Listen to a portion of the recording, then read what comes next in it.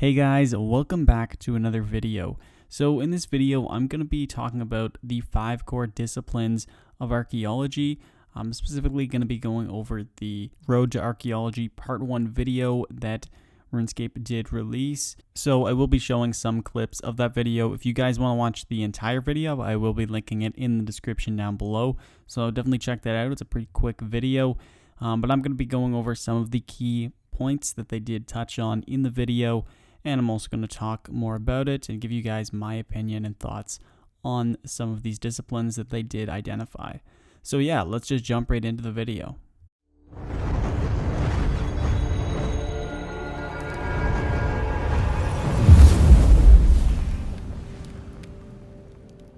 So the first core discipline is going to be excavation, and here's what they had to say about it. Just like mining and wood cutting, we'll be spending some time at this site gathering. But don't worry, we've developed a new tool called a mattock for this purpose. Using the mattock, you'll be chipping away at some archaeology gains, as well as collecting something almost as valuable, materials. Now, materials won't mean much to you now, but we'll come back to them shortly. The more you excavate, the more progress you make towards a discovery, and when it's full, you should discover an artifact. However, like a parcel from Posty Pete's post office, you'll always find them broken.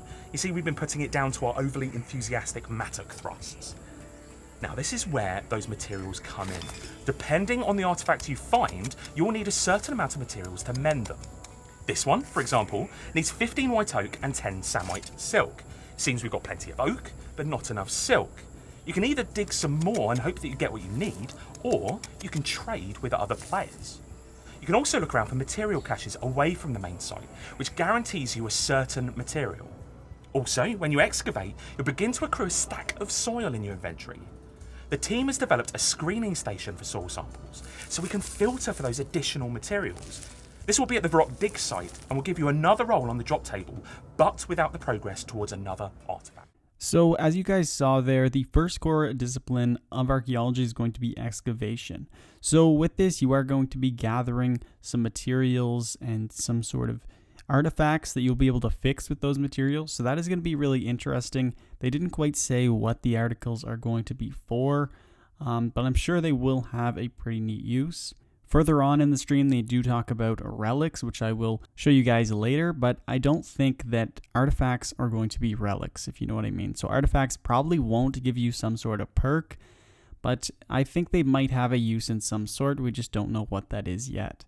Also, another key point that they did talk about was how you do get materials. So you can gather it through the excavation part of the skill, but then you can also trade with other players for these materials. So right off the bat, I'm kind of thinking that once Archaeology is released on March 30th, just gathering materials and selling it on the Grand Exchange, you'll probably be able to make a lot of money doing that because people will be looking to buy all these materials and there will be literally zero supply on release date. So that is definitely going to be interesting to see how the prices are set on all of those materials, especially upon release. But also I do like that it does have sort of a social aspect in the skill. You can just trade your materials with other players, and who knows, maybe you can't buy them on the Grand Exchange. Maybe you just trade them to another player for a different type of material. That would be pretty interesting as well. And then they also did talk about soil. So the soil you'll be gathering while you are excavating. So I'm thinking it's probably just like sort of like junk, I guess, for invention. So you'll get a ton of it. It's not really useful. But they did say with this soil, you will be able to siphon through it for a chance to get a rare drop table drop. So that is pretty interesting. I do like that sort of aspect of the skill as well.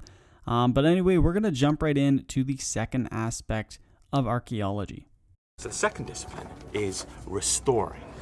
So you've got your artifact and the right number of materials to restore it. What next? This is where it gets exciting. Welcome to benches. Like benches. Benches? Timbo! Timbo! Timbo! What? Benches? Benches! What, like benches? Yeah, benches! Ah, all right, cheers, mate. Ah, benches. benches. Who knew? Okay, well, these are archaeologist benches, to be exact. And the team has placed these at each of the dig sites, so you might want to save up your artifacts and do them all in one go here, or at the guild. This is called the restoration process, and it's notable because it gives you some of the most significant archaeology XP in the game.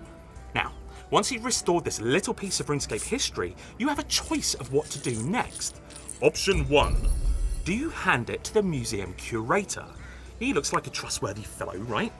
Well, they will look after the item responsibly, but more importantly, they'll give you chronotes, and these chronotes are the currency of archaeology.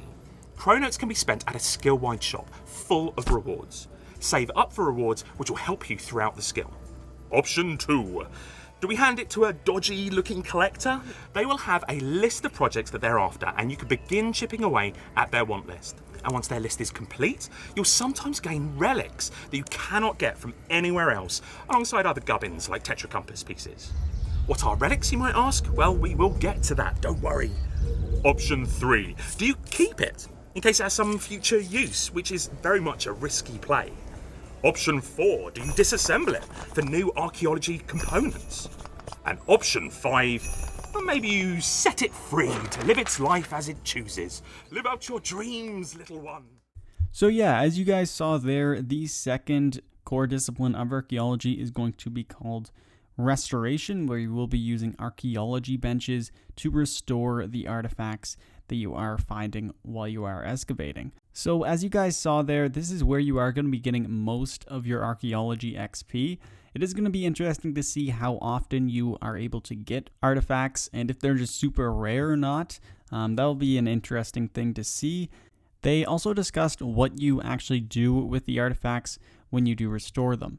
So as I said, you can choose to hand them to the museum curator for the currency chronotes, which is the archaeology currency. And essentially with this, you'll be able to buy some rewards that will help you out later on in the skill.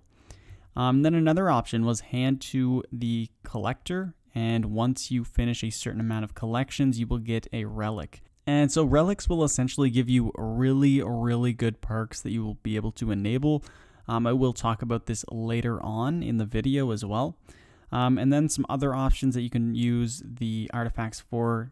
One option they said was keep it, which they did say was a bit risky. I'm not really sure if that was sort of a joke, if you just shouldn't keep them or not. And then they also said you can disassemble them for new archaeology components, which will be used for probably ancient invention. That's pretty neat as well.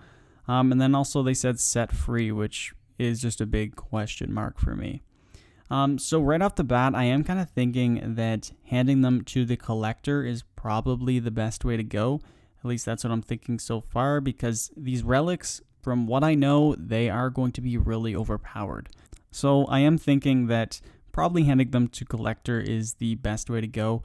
And then maybe you'll be able to get duplicates, and with those duplicates, you'll give them to the curator for the archaeology currency, because that seems pretty useful as well.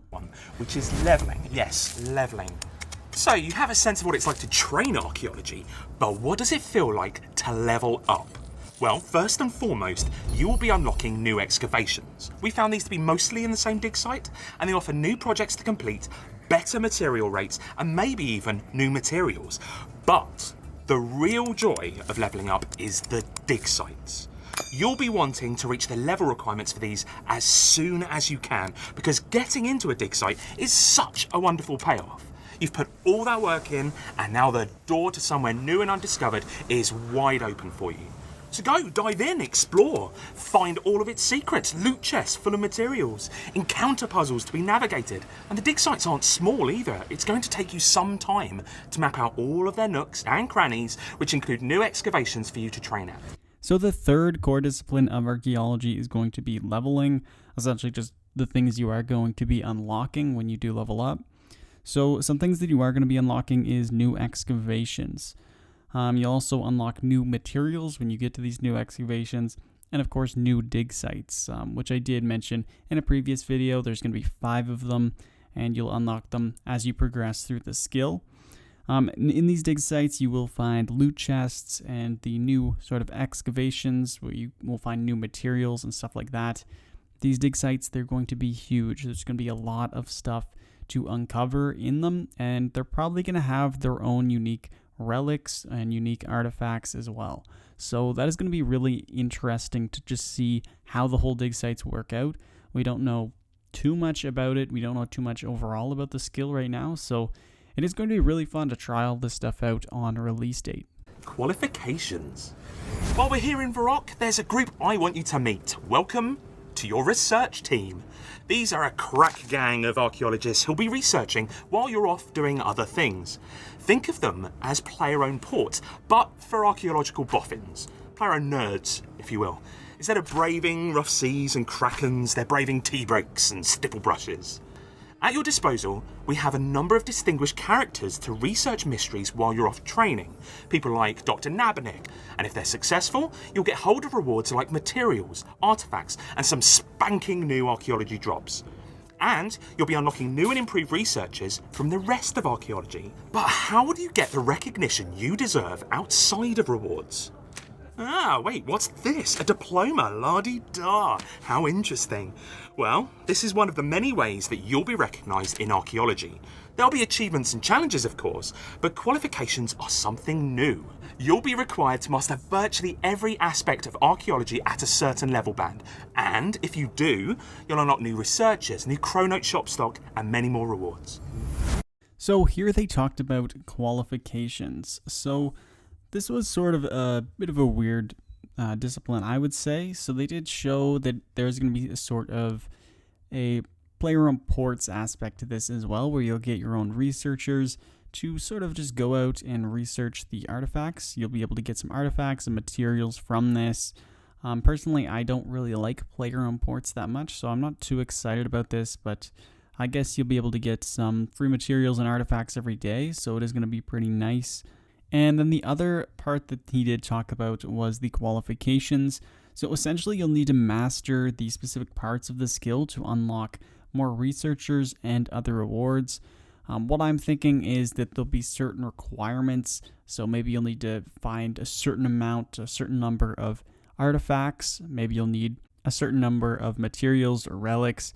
So I'm thinking that you will need some sort of benchmark for each of the different aspects of the skill, and you'll need to do this to unlock these further rewards. I think it's a pretty good idea because it will make sure that all the parts of the skill are relevant, and it'll also give you a little bit more feeling of accomplishment having to do certain benchmarks to actually get these awesome rewards. So now we're going to be looking at the final core discipline of archaeology. Rewards. The most powerful rewards are in the form of relics. Yeah, sure, you'll only be able to have a few active at once, but my word, are they stupendous. And in addition to relics, there's also ancient invention and ancient summoning too, fleshing out existing skills. The guys have also put together this amazing elite skilling outfit. Completely earnable in-game, this outfit will give you some of the usual perks you'd expect, like teleports to dig sites and XP boosts, as well as increased success rates with soil, excavation, and faster restoration too. We've also had a subtle redesign of the rather fetching black and white skill cape. And I thought you'd like to see how Archie, the archaeology skill pet, has been coming along. Oh, bless him, such a mummy's boy. Archaeology is a skill of real depth, and there is a lot to discover. We here at the Guild want as many recruits as possible to join us, and we're making it open to more free players. So the last section is rewards, like you guys saw, and rewards seem like they are going to be really overpowered, especially the relics. I did have a list of some of the relics they were working on. They aren't officially confirmed, they could still change, but you're likely to see some of these, and I will list them on screen. So right now I am thinking that you're probably only going to be allowed to have 3 of these relics active at one time, and they are going to be sort of passive perks that will work throughout Gielinor, which is going to be really, really useful. I'm thinking they'll help with things like bossing, things skilling, basically everything in the game. There are going to be some teleports and stuff like that. These relics, they are going to be super useful. Another thing that they did talk about was the elite skilling outfit. The one key point there was that it is obtainable in-game, which I really do like. And then also they showed the really nice skill cape. I think it looks amazing. And also Archie, the skilling pet, that also looks pretty sick as well. So far, this skill is looking really good, and I can't wait to try it. Honestly, it is looking like this skill is going to be a really great one. Looks like they spent a ton of time on it, and it's going to be really relevant in the game. There's going to be a lot of really useful things that I'm seeing, and I can't wait to try it all out.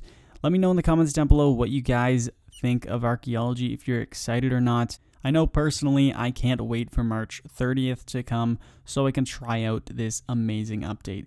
It is probably one of the biggest updates RuneScape has ever came out with.